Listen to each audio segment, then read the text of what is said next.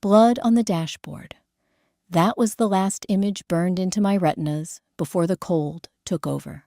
32 years of ghostwriting platinum anthems for a superstar brother who ultimately left me to rot in a legal and financial ditch.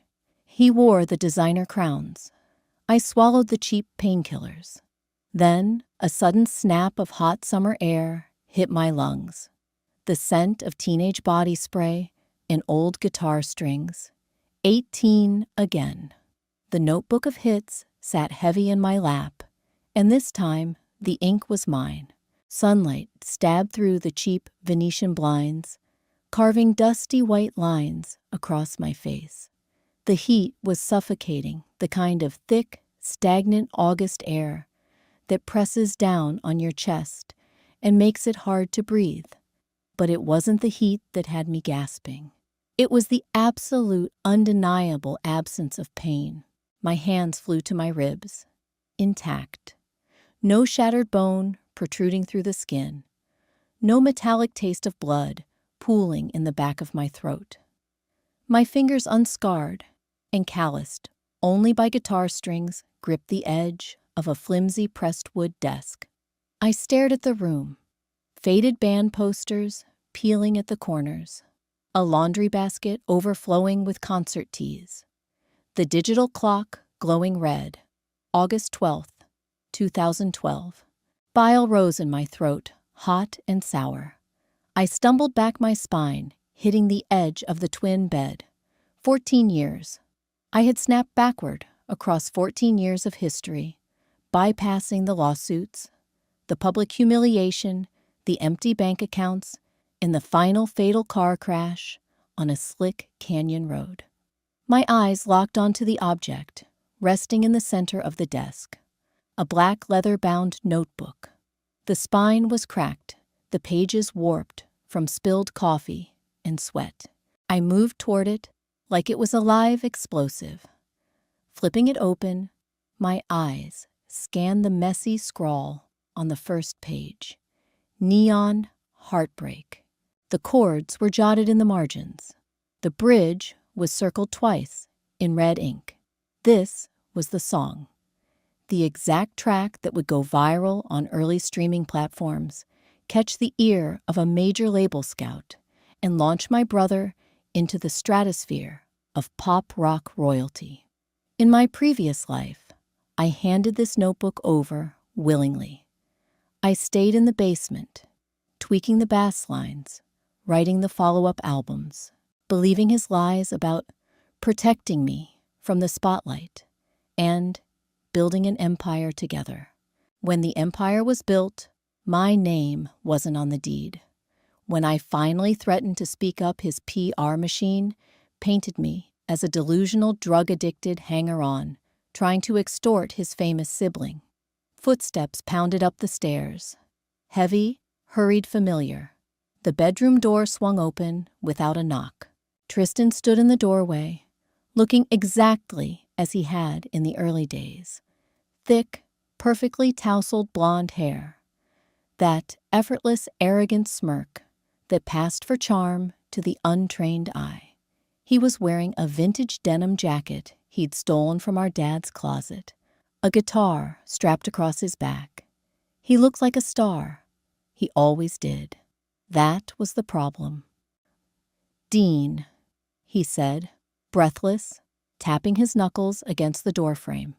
"Tell me you finished it. The showcase at the Vanguard is tonight. Simon Hayes is going to be in the crowd. If I don't have an original that kills, I'm stuck playing John Mayer covers, and Hayes doesn't sign cover bands." I just looked at him. The sheer audacity of his existence, breathing my air, demanding my blood, sweat, and tears, as if it were a birthright. A cold, cynical calm washed over the initial shock of my rebirth. I wasn't the naive 18-year-old kid, desperate for his older brother's approval anymore. I was a 32-year-old ghost who had watched this man step over my dead body. "Dean?" Tristan frowned, stepping into the room. He reached toward the desk. "Is that it? Come on, let me see. I need to memorize the lyrics before soundcheck. His fingers grazed the leather cover. I slammed my hand down on top of the notebook. The crack echoed in the small room. Tristan flinched, pulling his hand back, his brows knitted together in genuine confusion. Whoa, what's your problem? It's not finished, I said. My voice sounded strange to my own ears, lighter, younger, but layered with a gravelly exhaustion that didn't belong to a teenager. What do you mean it's not finished? Tristan's charm dissolved instantly, replaced by the petulant whine I knew all too well. You said you had the bridge figured out yesterday. Dude, you promised. I already told the promoter I was doing an original. I changed my mind. I slid the notebook off the desk and dropped it into the bottom drawer, turning the small, cheap key in the lock. I slipped the key into my pocket. It's not ready. And even if it was, you aren't playing it. Tristan let out a short, incredulous laugh.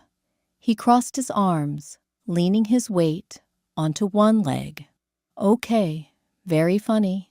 Stop messing around, Dean. This is my career we're talking about. My whole life. Your career, I repeated softly. Right. Yes, if Hayes signs me, we both win. You know I'll take care of you. You're the writer, I'm the face. It's a partnership.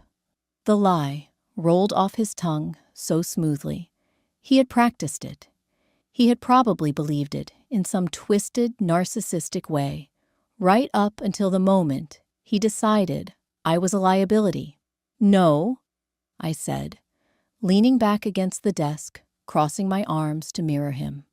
There is no partnership. You want to impress Simon Hayes tonight. Write your own damn song, Tristan. His face flushed red. The entitlement suddenly denied morphed into anger. Are you serious right now? You're going to screw me over on the most important night of my life because you're having a tantrum. I'm not screwing you over. I'm just not doing your homework for you anymore. I pointed toward the door. Soundcheck is at 5. You better go start practicing those John Mayer covers.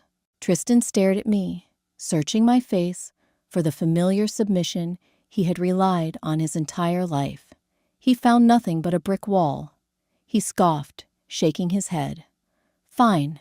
Be a selfish prick. I don't need your stupid, depressing lyrics anyway. I'll play Summer Fade. Summer Fade.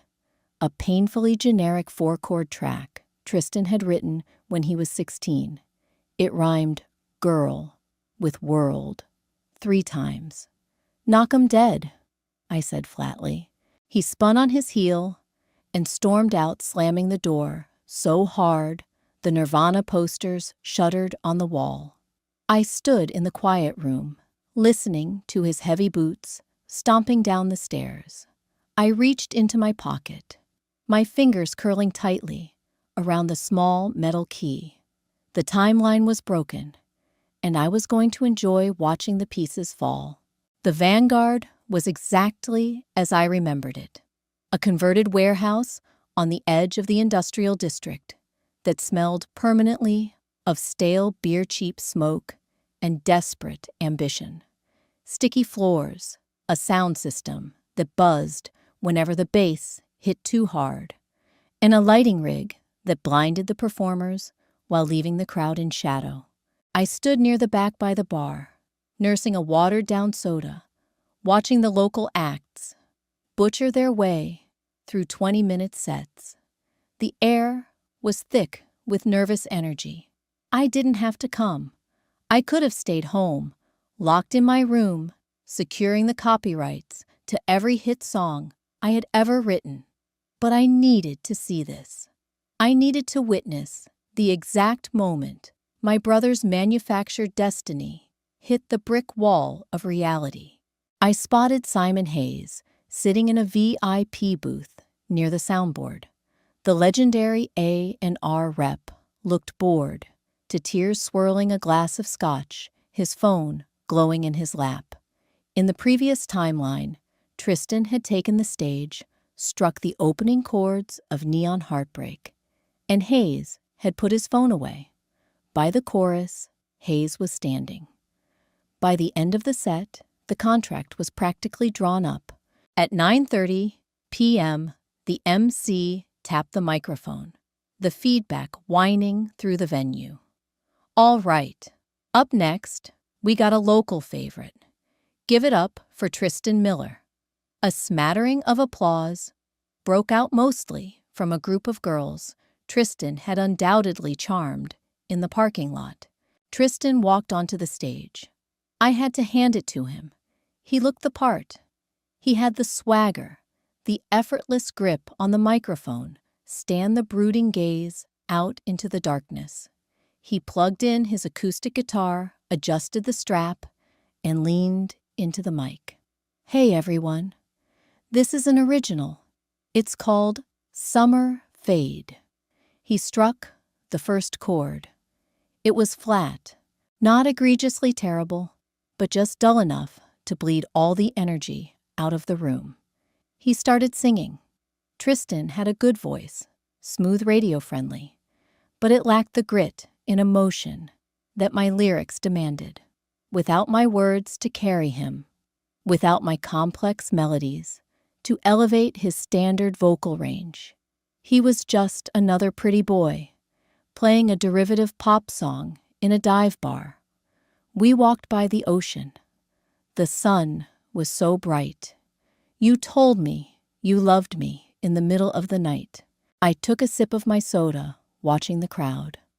The group of girls in the front swayed politely, but the rest of the room resumed their conversations.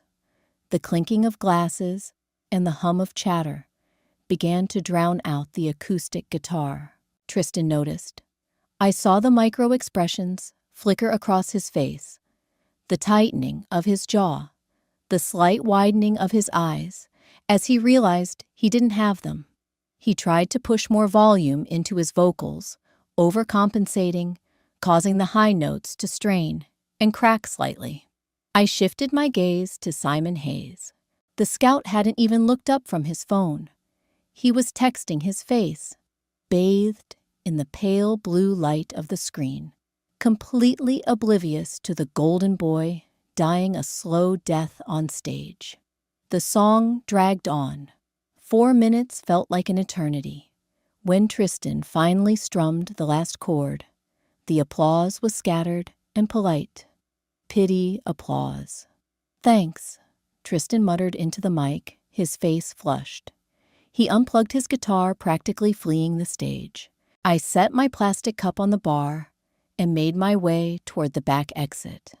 I slipped out into the cool night air, the heavy metal door clicking shut behind me, cutting off the noise of the next band tuning up. The alley behind the Vanguard was bathed in the sickly yellow glow of a single street lamp. Tristan was pacing back and forth next to a dumpster, his guitar case leaning against the brick wall. He was dragging a hand violently through his perfect hair, muttering to himself. He stopped when he heard my footsteps crunching on the gravel. When he looked up and saw me, the frustration on his face warped into pure, unfiltered rage.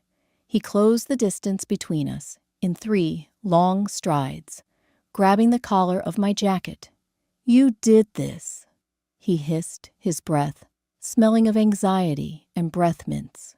You came here to gloat. I didn't flinch. I just looked down at his hands gripping my jacket, then back up to his eyes. Let go of me, Tristan. Hayes didn't even look at me. He walked out during the second verse. Tristan's voice cracked. If I had your song, if you had my song, you would have played it, taken the credit, and signed the deal. I interrupted, my voice dangerously low. And I would have gone back to the basement to write the next one. That's how it works, Tristan shouted, shaking me slightly. I'm the performer. Nobody wants to look at a depressed, scrawny kid singing about heartbreak. They want to look at me. We were supposed to be a team. I grabbed his wrists, digging my thumbs into the nerves just below his palms. He gasped, his grip loosening instantly. I shoved his hands away and took a step back, straightening my collar. "Say, the team is disbanded." I said, my tone flat, devoid of the anger he clearly wanted from me. "You proved tonight exactly what you are without me. Ordinary." "You think you're so smart," Tristan sneered, though his hands were trembling. "You think you can just take those songs and do it yourself? You don't have the guts for the stage, Dean. You never have. You'll just sit in your room hoarding music until you die, an absolute nobody." A cold smile tugged at the corner of my mouth. "Until I die." "Maybe," I said. "But at least when I look in the mirror, I won't see a fraud staring back." I turned my back on him and started walking down the alley toward the street. "Where are you going?" he yelled after me, his voice echoing off the brick walls. "Dean, you can't just walk away. We need to fix this, Dean." I didn't look back. Let him panic. Let him realize the well had run dry. Tomorrow, I was going to the bank withdrawing my meager savings and paying the registration fees for the U.S. Copyright Office. I had 32 years of platinum records locked inside my head, and Tristan wasn't going to see a single royalty check. The night was cool, the streetlights flickering as I walked toward the bus stop.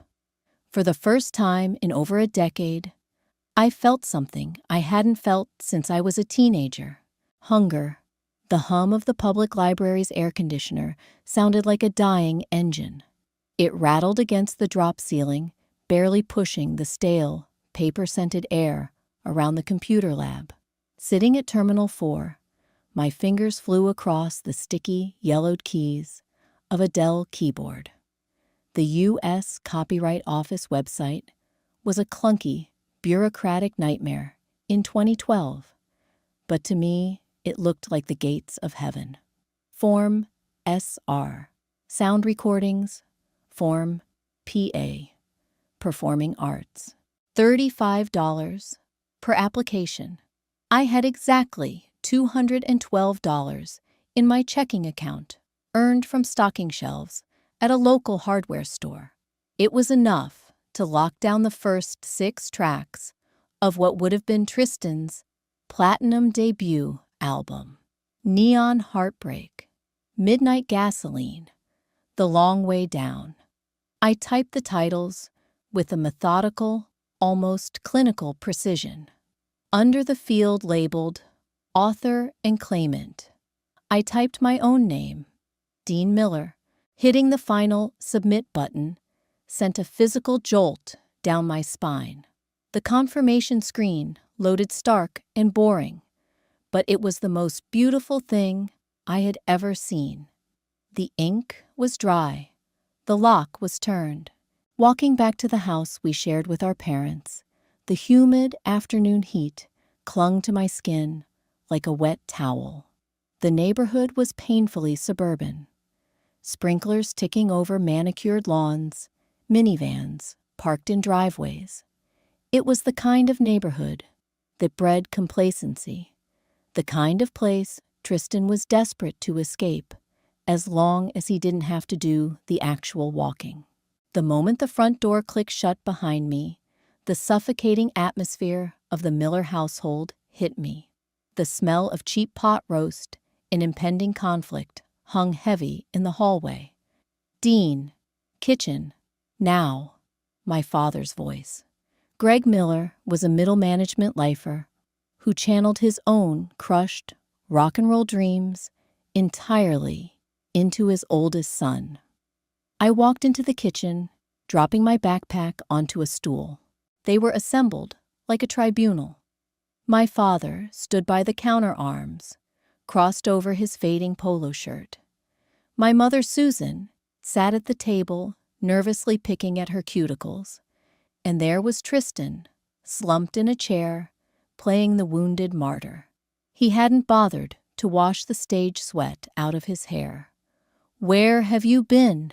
my father demanded, his jaw tight. "Your brother came home last night, completely devastated. You abandoned him at his showcase." I was in the crowd, I said, opening the fridge and grabbing a bottle of water. The cold plastic felt grounding in my hand. "I watched the whole set.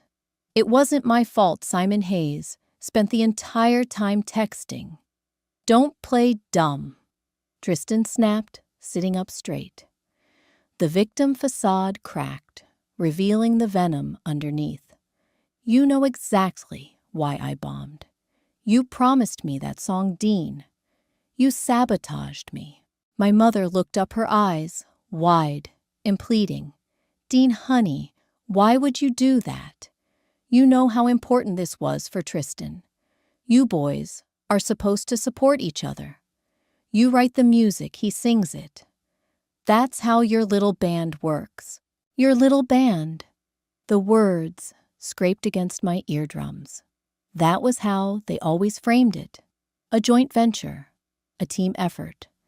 But when the royalty checks started rolling in during my past life, it was Tristan who bought the Porsche, and Greg, and Susan, who got the newly renovated kitchen. I was given a pat on the back and a damp basement studio to keep churning out the hits. "There is no band," I said, leaning against the refrigerator. I unscrewed the cap of the water bottle. "I write music. He sings. Those are two entirely separate things. And my music isn't free anymore." The room went dead silent. The refrigerator motor kicked into overdrive, a low mechanical hum filling the void. "Excuse me." My father took a step forward, his face darkening. "What did you just say?" "You heard me." I took a slow drink, watching the three of them. The absolute entitlement radiating from them was palpable. Tristan wants to be a rock star. He wants the fame, the money, the adoring fans. That's fine, but he can do the work. I'm not his ghostwriter. Ghostwriter. Tristan let out a sharp, mocking laugh. "You're 18. You sit in your room and doodle in a notebook. You have zero stage presence. You can't perform. Without me, your songs are just ink on paper. Nobody is ever going to hear them. Then you have nothing to worry about." I replied, my voice dangerously calm. "If my songs are worthless without you, then go write your own. Show me how it's done, frontman." My father slammed his hand down on the counter. The ceramic mugs rattled. "Enough. I won't have this jealousy tearing my house apart. Dean, you are being incredibly selfish. Your brother has a real shot here. He has the look, he has the voice. You have a gift for writing, and God gave you that gift to help your family. You will give him the song." It wasn't a request. It was an order delivered from a man who viewed me merely as an accessory to his golden child's success. In my previous life, this exact speech had broken me. The guilt, the desire to please, the desperation for my father's approval. It had made me hand over the notebook. It had sealed my coffin. I looked at my father. I didn't see an authority figure anymore. I saw a small, sad man living vicariously through a narcissistic son. "No," I said quietly. Greg's face turned a mottled red. "What did you say to me?" I said no, and there's nothing you can do about it. I tossed the water bottle onto the counter. The songs are registered, under my name, with the Copyright Office. If Tristan ever sings one of my lyrics on a stage, or records it in a booth without my written permission, I will sue him into the ground. Tristan's jaw actually dropped. The color drained from his face as the reality of my words hit him. He looked at our father, panic bleeding into his eyes. "Dad, can he do that?" "I already did." I picked up my backpack. The weight of the cheap canvas felt like armor. "Dinner smells great, Mom, but I'm going to eat in my room." I walked out of the kitchen, leaving them paralyzed in the wreckage of their own expectations. As I climbed the stairs, the silence shattered behind me, replaced by Tristan's frantic, high-pitched yelling. I didn't care. The parasite was finally severed from the host, and it was starving. The closet in my bedroom smelled like mothballs and stale sneakers. It was barely 3 feet wide, cramped, and entirely unglamorous.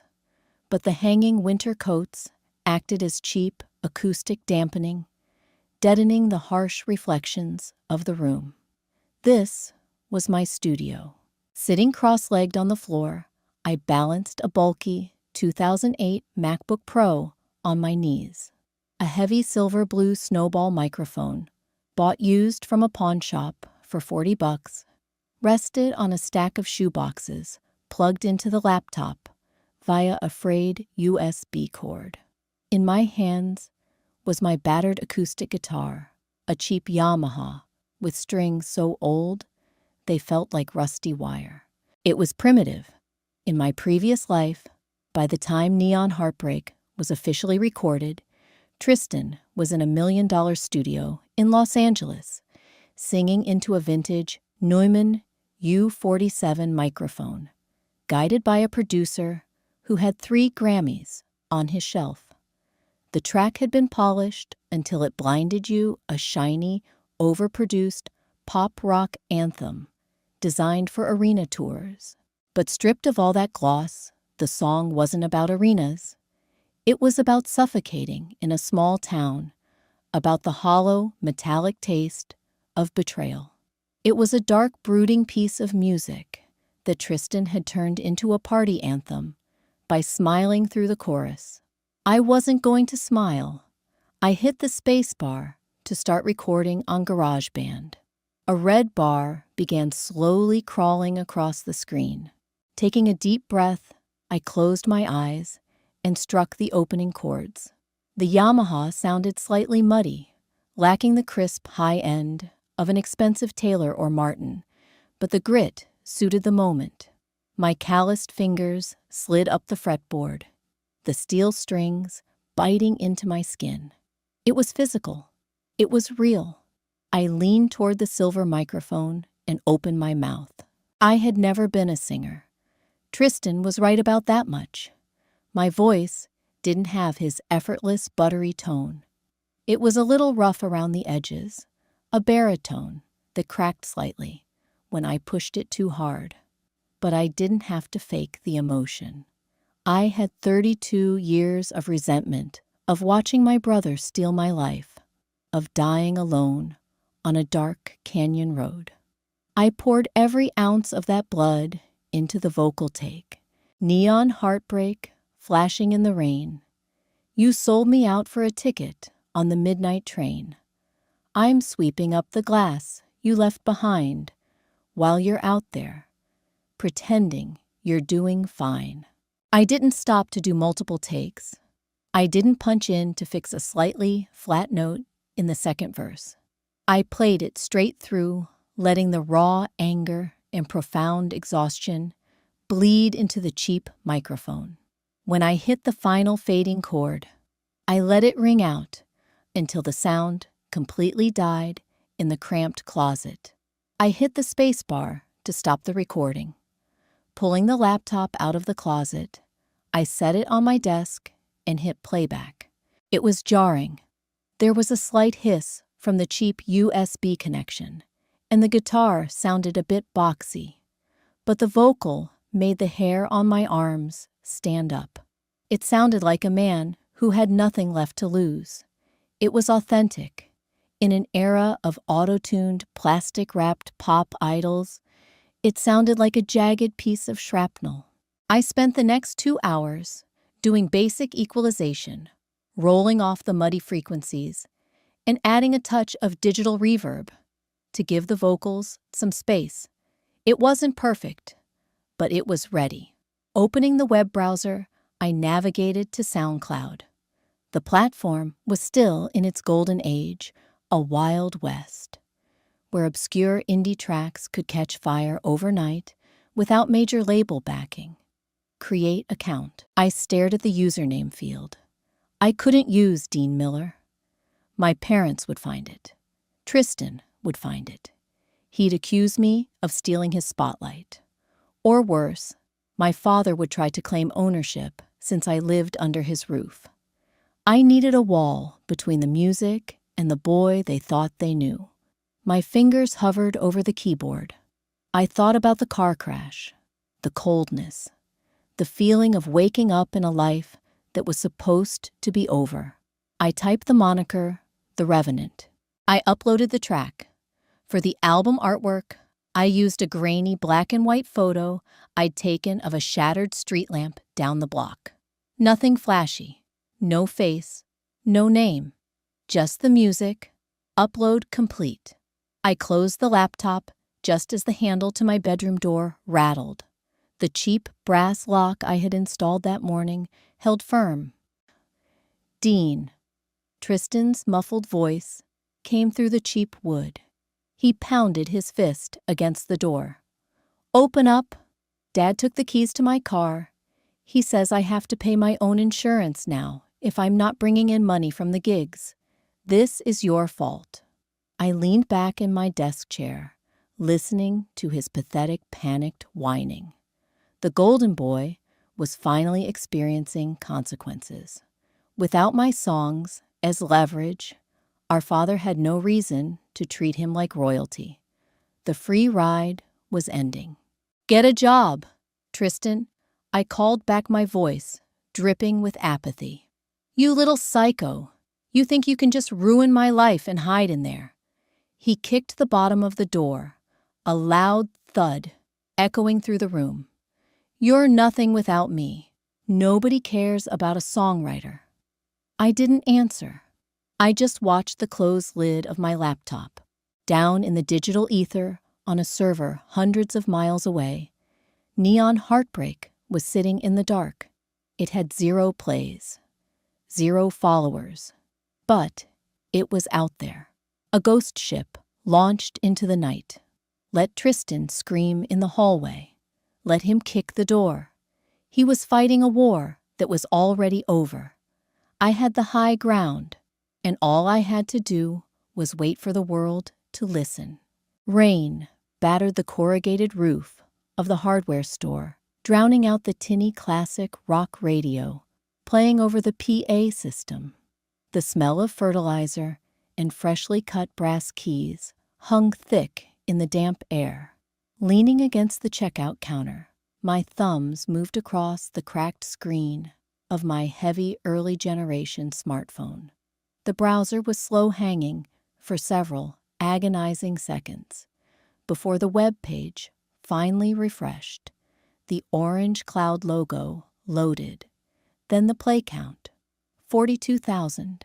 My breath hitched, catching somewhere near my collarbone. 2 days ago, the number had been 0. Yesterday, it had crept up to 400 after I posted the link on an obscure Reddit forum dedicated to raw acoustic tracks. Now it had exploded. The graph on the screen looked like a sheer cliff face. Scrolling down the comment section was a chaotic blur of timestamps and praise. Who the hell is this? The vocals are insane. Literal goosebumps. Need this on Spotify right now. This sounds like somebody bleeding out over a guitar. Perfection. A popular indie rock blog, Static and Wire, had embedded the track on their homepage that morning with the headline, The Revenant, the best breakup anthem you've never heard. That was the spark. The internet was doing the rest, acting as a massive, uncontrollable bellows, blowing oxygen onto the fire I had started in my closet. Hey kid, customers. Dave, the store manager, tapped a clipboard against the counter, pulling me out of the digital ether. He was a thick-necked man who chewed tobacco and didn't care about anything outside of inventory counts and plumbing supplies. Right. Sorry, I muttered. sliding the phone into the pocket of my canvas apron. I spent the next 3 hours ringing up bags of concrete and boxes of galvanized nails, but my mind was miles away. The ghost ship wasn't just floating anymore. It was catching the wind. When my shift ended, the rain had stopped leaving the asphalt slick and reflecting the harsh neon lights of the strip mall. Walking the 2 miles home, the heavy humidity felt less oppressive. There was a strange lightness in my chest. For the first time in 2 lifetimes, my music was speaking for itself. No flashy frontman, no $1 million PR campaigns. Just a cheap microphone and a broken heart cutting through the noise. The atmosphere inside the Miller household, however, was toxic enough to peel the paint off the walls. Pushing open the front door, the silence was aggressive. Greg sat in his recliner, staring blankly at a muted television, a half-empty glass of bourbon sweating on the side table. Susan was in the kitchen, aggressively scrubbing a pan that was already clean. And then there was Tristan. He was slouched on the living room sofa, staring at the floor. He was wearing a dark green polo shirt with a name tag pinned crookedly to the chest. Welcome to Java Junction. The golden boy, stripped of his manufactured aura, had been forced into the trenches of minimum wage. How was work? I asked, my voice flat as I unlaced my boots by the door. Tristan didn't look up. His hands were clenched into tight fists, resting on his knees. Shut up. Just asking a question. Did you master the foam-to-milk ratio yet? He snapped. Pushing himself off the sofa, he crossed the room, his face twisted in a snarl. He stopped inches from me. The smell of roasted coffee beans and stale sweat radiating off his clothes. You think this is funny? He hissed, his voice trembling with a mixture of rage and profound humiliation. Dad cut off my allowance. He took my car keys. I had to take the bus to a strip mall to pour coffee for middle-aged women who scream at me because their lattes aren't hot enough. Sounds like character building, I replied, not breaking eye contact. It's a joke, Tristan yelled, gesturing wildly to his uniform. Look at me. I'm an artist dean. I belong on a stage. You stole that from me. You locked my songs in a drawer because you're a petty, jealous loser. My father finally stirred the ice, clinking in his glass. Keep it down, Tristan. Your mother has a migraine. He ruined everything, Dad. Tristan shot back, pointing a trembling finger at my chest. He could fix this right now. He could give me the notebook and we could get back to work. Tell him. Greg took a slow sip of his bourbon. He didn't look at me. The disappointment radiating from him was palpable, but the fight had drained out of him over the last week. The reality that I actually held the legal rights to the music had paralyzed his usual bullying tactics. Leave him alone, Tristan, Greg muttered, staring at the muted TV. He made his choice. If he wants to throw away this family's future, that's on him. You just focus on saving up for your own demo. Tristan stared at our father in disbelief. The realization that his primary enabler had surrendered hit him like a physical blow. He looked back at me, his eyes wide and panicked. The safety net was gone. He was plummeting. You're going to pay for this, Tristan whispered, the threat lacking any real heat. It just sounded desperate. I already have, I said softly, the memories of the car crash and the empty bank accounts flashing behind my eyes. More than you will ever know. I left him standing in the hallway and walked up the stairs. Locking my bedroom door, I pulled the laptop from the desk and flipped it open. I didn't care about his threats. I didn't care about my father's disappointment. I opened the browser. The play count on Neon Heartbreak had crossed 50,000. Below the player, a direct message notification blinked in the corner of the screen. I clicked the small envelope icon. The message was short, professional, and completely life-altering. Revenant, we need to talk about who you are. Call me. Marcus Hayes, A. and R. Vanguard Disc Records. Not Simon. Marcus, the older ruthless brother who ran the label's indie division, the man who actually made the decisions. The corners of my mouth twitched upward into a cold, humorless smile. The pieces were moving exactly where I wanted them. Thursday evening brought the storm indoors. The air conditioning in the house had failed overnight, turning the second floor into a humid, suffocating box. I sat on the floor of my closet, wearing a plain white t-shirt, soaked through with sweat, a cheap acoustic guitar balanced on my knee. The microphone was live. I was halfway through recording the vocal track for The Long Way Down. The heavy thud of footsteps bounding up the wooden stairs broke my concentration. They weren't the slow, defeated steps Tristan had been dragging around the house all week. These were frantic, urgent. Before I could hit pause on the recording, my bedroom door rattled violently. The cheap brass lock held, but the wood groaned under the force of a shoulder slamming against it. "Dean, open the door!" Tristan's voice was completely unhinged. It was a terrifying octave, shrill and ragged. "Open the damn door, right now." I carefully set the guitar down on the carpet. Pushing the closet door open, I stepped into the bedroom, my bare feet silent against the floorboards. I unlocked the door and pulled it open, just as he was gearing up for another shoulder charge. Tristan stumbled forward, catching his balance on the edge of my desk. His face was flushed, his eyes bloodshot and wide.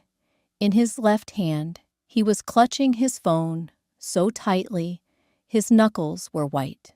"What's your problem?" I asked, wiping a bead of sweat from my forehead. He didn't speak. He just shoved the phone toward my face.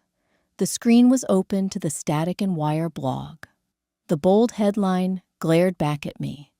Below it, the orange SoundCloud player was currently streaming a very familiar, raspy acoustic track. My track. I was at the cafe. Tristan breathed his chest, heaving as if he had sprinted the entire 2 miles home. The college kid covering my break was playing this over the speakers. He told me it was the hottest underground track of the month. I looked at the phone, then back to his face. "Okay. And don't play stupid with me." Tristan screamed, spittle flying from his lips. He threw the phone onto the bed. "That's Neon Heartbreak. That's my song. The one you were supposed to finish for me. You recorded it yourself." "I did," I said calmly. Tristan grabbed the front of my shirt, his fingers digging into my chest. "You stole my life. You recorded my song and hid behind some fake, edgy internet name. You think nobody would notice. You think I wouldn't recognize the lyrics. Let go of my shirt, Tristan." "Take it down," he demanded, ignoring me, shaking me backward. "You're going to log into that account right now and delete it. That track was supposed to be my debut. You ruined it. You made it sound like garbage." I reached up, wrapping my hand around his wrist. I didn't squeeze the nerves this time. I just applied steady, immovable pressure until he flinched and let go. Smoothing the fabric of my shirt, I looked at him with a mixture of pity and absolute disgust. "It's not your song," I said, my voice dropping an octave, cold and authoritative. "It never was. You didn't write a single note. You didn't bleed over a single lyric. You just wanted to wear it like a designer jacket. The song is doing exactly what it was always meant to do. It's mine, Tristan insisted, his voice cracking into a pathetic whine. We're a team. Dad said so. You can't do this. Grow up. The world doesn't care what Dad said. I picked up his phone from the bed and tossed it against his chest. He fumbled to catch it. The song has 200,000 streams in 5 days. It's registered with the Copyright Office under my name. If you want a hit, go write one, but you stay away from mine. Tristan stared at me, the reality of the situation finally piercing through his armor of delusion. The song was a massive success, and his name was nowhere near it. The golden ticket he had banked his entire future on had been cashed by the ghostwriter he kept locked in the basement. They don't know what you look like, Tristan whispered suddenly, the anger drained from his face, replaced by a frantic, sickening calculation. You haven't shown your face. The Revenant. It's totally anonymous. A chill crawled up the back of my neck. I recognized that look. It was the exact same expression he wore in my past life, right before he threw me under the bus to save his own PR image. Don't even think about it, I warned. I can be the Revenant. Tristan said the words, tumbling out of his mouth rapidly, a desperate man grasping at a frayed rope. I know the chords. I know the lyrics. I can just say it was a lo-fi project. We can go to a label. I'll be the face, Dean. Just like we planned. Nobody wants to look at you. You know that. They want the aesthetic. The sheer audacity of it left me momentarily speechless. He was standing in the rubble of his own laziness, staring at a skyscraper I built, and asking for the keys to the penthouse. Get out of my room, I said softly. Dean, be reasonable. I said, get out. I stepped forward, closing the distance between us, using my height to force him backward toward the hallway. You aren't taking credit for my blood. You aren't taking my name. You try to claim that song. You try to put your face on my music, and I will release the raw vocal stems. I will take you to court. I will humiliate you so publicly you won't even be able to get a gig playing covers at a dive bar. Tristan hit the doorframe, his eyes darting frantically. He was searching for leverage for the submissive brother he had bullied for 18 years. He found a stranger. You're dead to me. Tristan spat, his face pale. I was always dead to you, I replied, grabbing the door handle. You just liked what I left behind. I slammed the door in his face, the sound echoing through the stifling house. Walking back to the desk, I sat down and pulled the laptop open. The email from Marcus Hayes was still glowing on the screen. I hit reply. I'm available tomorrow at noon. Name the place. The Revenant. The war in the house was over. The war for the empire had just begun. Glass and steel dominated the downtown skyline, a stark contrast to the crumbling asphalt and dying strip malls of my neighborhood. Vanguard Records occupied the top 4 floors of a towering monolith that looked more like a bank than a cradle of art. Stepping out of the elevator onto the 42nd floor, the air conditioning hit me like a physical wall. It was sterile, expensive, the kind of atmosphere designed to make hungry musicians feel incredibly small. Reception was a minimalist nightmare of white marble and uncomfortable leather chairs. A woman wearing a headset and a $1,000 blazer barely glanced up when I approached the desk. Name, she asked, her voice entirely devoid of inflection. Dean Miller, here to see Hayes. She typed something into her keyboard, frowned, and finally looked at me. I was wearing a faded black t-shirt, dark jeans, and boots that had seen too many shifts at the hardware store. I didn't look like a pop star. I looked like the guy hired to fix the plumbing. "Mr. Hayes is expecting someone called." She paused, clearly reading the screen with mild distaste. "The Revenant." "That's me." She eyed me for a long second, pressing a button on her phone. "He's here." "Yes, the kid." She dropped the phone back onto its cradle and pointed toward a heavy oak door at the end of the hall. "Go right in." The office behind the oak door was massive, bordered by floor-to-ceiling windows overlooking the city. Gold records lined the walls, framed in museum-quality glass. Behind a sleek, completely empty mahogany desk sat the man who essentially controlled the indie rock market on the East Coast. The elder Hayes brother didn't look like an artist. He looked like a hedge fund manager. Crisp, tailored suit, silver hair combed back with ruthless precision eyes, like dead batteries. He didn't stand up when I walked in. He just stared. "Take a seat, Dean," he said. His voice was smooth gravel.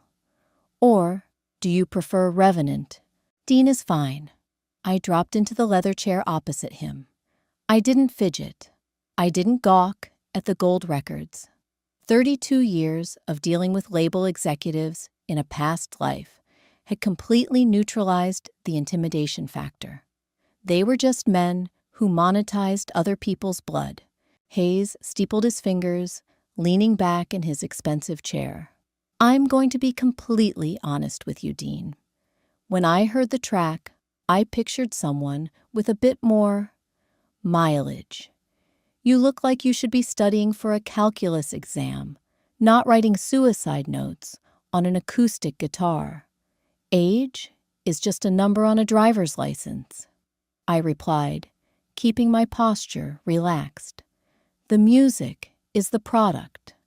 Are you interested in the product, or did you call me down here to check my ID?" A faint, surprised smile tugged at the corner of Hayes's mouth. The kid wasn't shrinking. That threw him off his usual script. "I'm interested in the metrics," Hayes admitted, tapping a stylus against his desk. 200,000 organic streams in less than a week. No marketing budget. No pre-existing social media presence. The engagement rate is off the charts. Blogs are picking it up faster than my PR team can track. You've struck a nerve. People like honesty. The industry has been feeding them synthesized plastic for a decade. They're starving for something that sounds like it hurts. Hayes chuckled, a dry, humorless sound. Very poetic. But honesty doesn't scale without infrastructure. Right now, you're a viral fluke, a flash in the pan. Tomorrow the internet will find a cat playing a piano, and they'll forget you exist. You need Vanguard to anchor you. "I need distribution," I corrected him smoothly. "I don't need a babysitter, and I don't need a styling team. I'm not doing mall tours. I'm not doing glossy magazine spreads."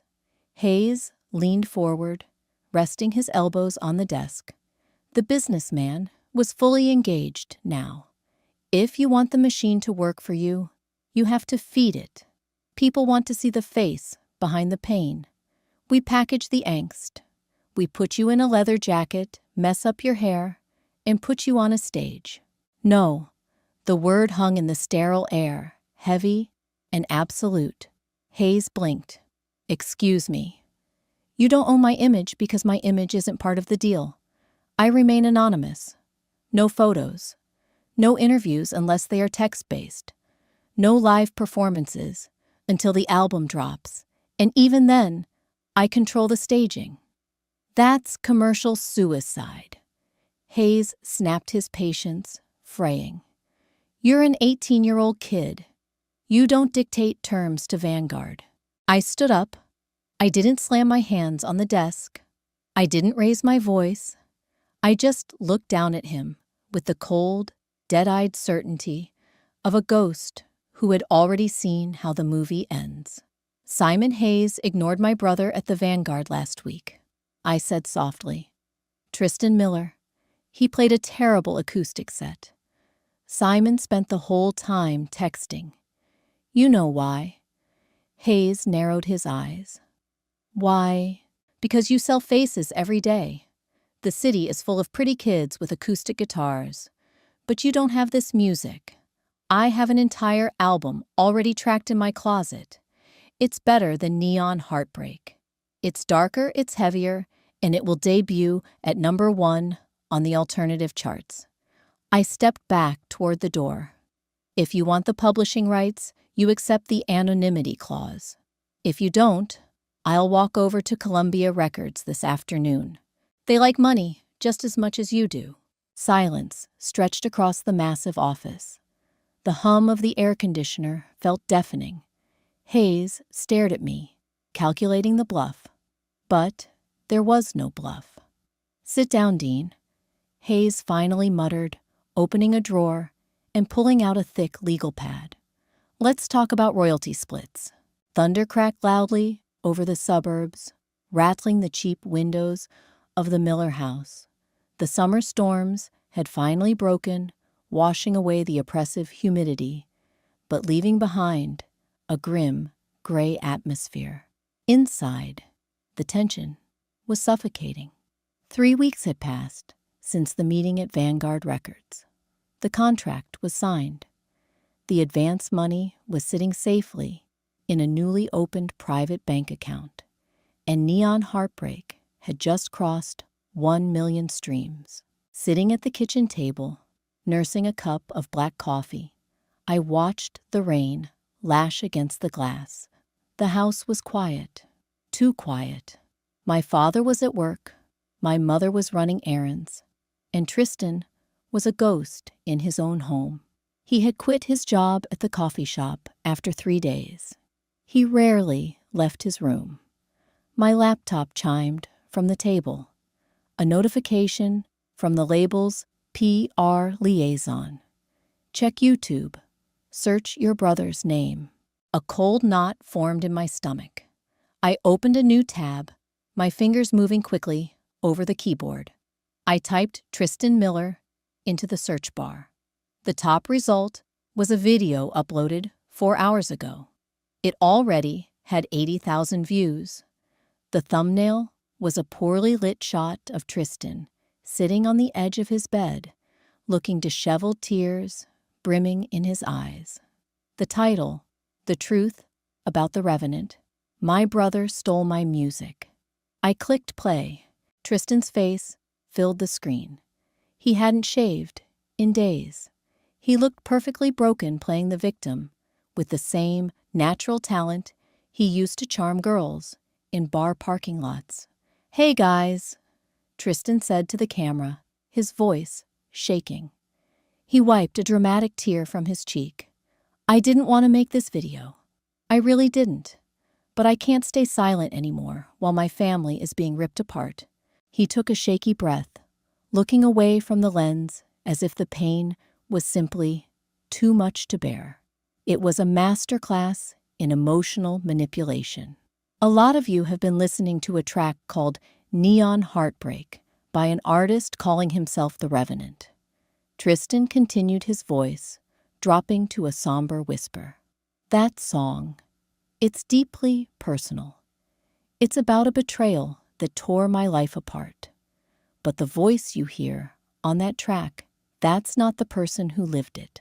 I took a slow sip of coffee. He was actually doing it. He was trying to hijack the narrative in front of the entire internet. The Revenant is my younger brother, Dean, Tristan said, dropping the bomb with practiced hesitation. I wrote the lyrics. I lived the pain. We were supposed to perform it together. But he locked me out of the studio, recorded it himself, behind my back, and uploaded it to steal the spotlight. I'm just an independent artist, trying to make my way, and my own blood stabbed me in the back. He picked up his acoustic guitar. I want you to hear how the song was supposed to sound, how it was written to be sung. He began to play. It was a polished, overly sentimental acoustic rendition. He pushed his vocals hard, trying to inject raw gravel into his smooth tone, but it sounded forced. It sounded like an actor reading lines he didn't understand. I paused the video and scrolled down to the comments. The internet is a volatile beast, and Tristan had just thrown raw meat into the cage. The comments were a battlefield. Half the viewers were buying the performance, calling for my head, demanding that Vanguard Records drop the thief.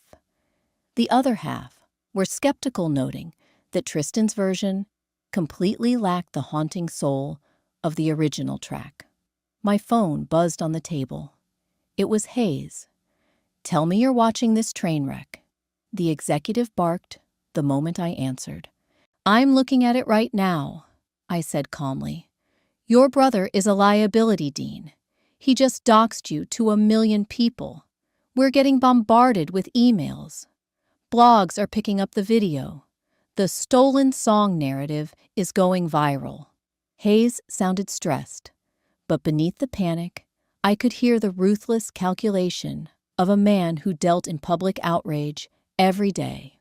"We need to issue a cease and desist immediately. We can sue him for defamation and copyright infringement." "No lawyers," I said, leaning back in my chair. "Excuse me. He's trying to sink the ship before it even leaves the harbor. A lawsuit makes him a martyr. It gives him exactly what he wants: a public fight where he can play the oppressed victim against the big, evil record label and his greedy little brother." I stared at the frozen image of Tristan crying on the screen. You don't kill a weed by yelling at it. You just cut off its sunlight. "So what's the play?" Hayes demanded. "He says he's the real artist. He says I just stole one song." I tapped my fingers against the ceramic mug. "Move the release date. The EP is finished, mastered, and sitting on your server. Drop it, all 6 tracks, tonight at midnight, without a promotional runway." Hayes balked. "Dean, that breaks every rule in the playbook." "The playbook is dead, Hayes. He wants a war of authenticity. Let the internet compare his whiny YouTube cover against 6 flawless studio-grade tracks of pure venom. When they hear the rest of the album, they'll know instantly who the real writer is. He can't fake a whole catalog." Silence on the line. I could hear the gears turning in Hayes's head. The sheer audacity of a surprise midnight drop fueled by family drama was the kind of chaotic marketing you couldn't buy. "Midnight." Hayes finally said, the gravel in his voice thickening with anticipation. "I'll make the calls. You better hope the music is as good as you think it is, kid." He hung up. I closed the laptop. The rain continued to pound against the kitchen window. Tristan wanted to drag me into the mud, to force me back into the role of the submissive shadow. He thought he was playing a game of checkers, using cheap, emotional leverage to steal back the crown. He didn't realize I had just flipped the board entirely. Tonight the ghostwriter was going to bury him under an avalanche of undeniable proof. Midnight struck with the silent digital precision of a falling guillotine. Across the globe, Bloodlines went live on every major streaming platform. No warning, no glossy PR rollout, no pre-save campaigns, just 6 tracks of raw, unadulterated musical violence dropping into the ether. The album art was nothing more than a stark black square, featuring a single frayed guitar string snapping down the middle. By 2 a.m, the algorithmic tide turned violently against the Golden Boy. Tristan's tearful YouTube video, which had been steadily gaining sympathetic traction just hours before, was suddenly besieged by a new wave of listeners. They weren't just casual fans. They were critics, musicians and audio purists dissecting the EP.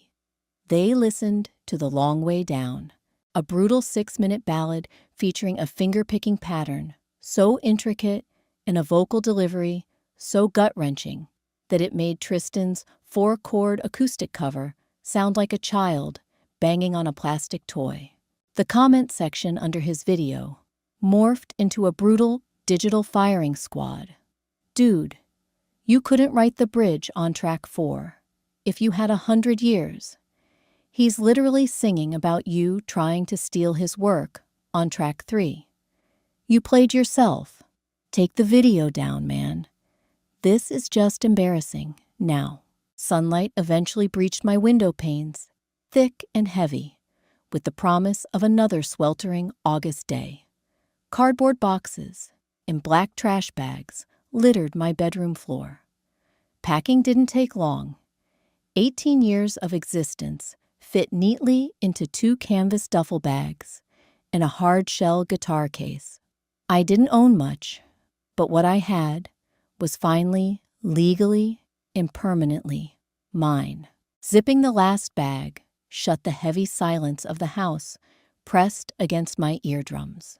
I hoisted the bags onto my shoulders, grabbed the neck of my guitar case, and walked out of the cramped room for the last time. Downstairs, the kitchen felt like a wake. Greg sat at the head of the table, staring blindly at a printed copy of a music blog article resting next to his untouched coffee. The headline screamed in bold black ink, "The Revenant Drops Masterpiece, EP Silences Stolen Song Rumors." Susan stood by the sink, wringing a damp dish towel between her hands, her eyes red and puffy. And then there was Tristan.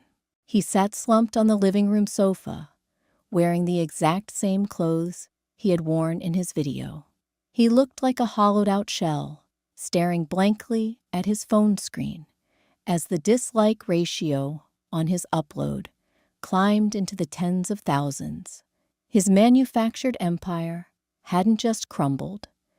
It had been entirely vaporized in front of a live audience. The heavy thud of my boots on the hardwood floor made them all look up. "Where do you think you're going?" Greg asked. His voice lacked its usual booming, domineering authority. It sounded thin, weak. "Out," I replied, simply, dropping the duffel bags by the front door. "A car is picking me up in 5 minutes. Vanguard set up an apartment for me in the city." Tristan finally looked up from his screen. The venom was completely gone from his eyes, replaced by a hollow, sickening realization. He had bet everything on a desperate bluff, and the house had just called it.